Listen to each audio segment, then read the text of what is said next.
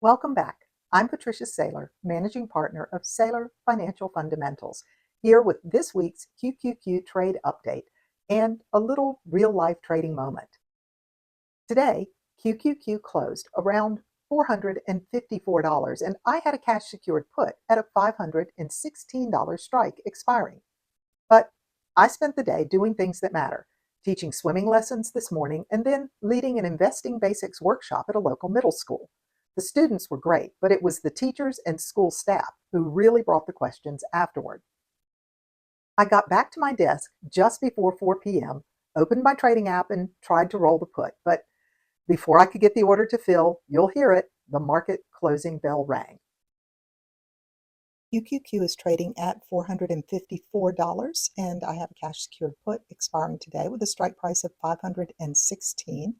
My goal is to reduce the strike price. If I roll out to April 25th, it looks like I probably cannot reduce the strike.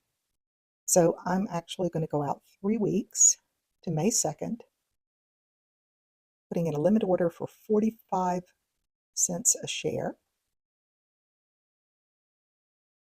I'm editing it to go out to May 9th, and if I can't get a fill here, then I'll just switch it to a straight roll for any credit that I can get.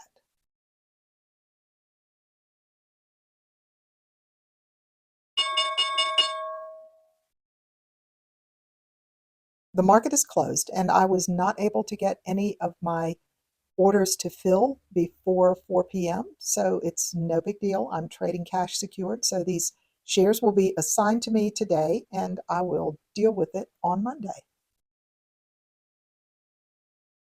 So I'll be assigned to buy 100 shares of QQQ at $516, and that's perfectly fine because I'm trading cash secured. That means I planned for this outcome and I have the funds ready, so there's no stress and no surprise.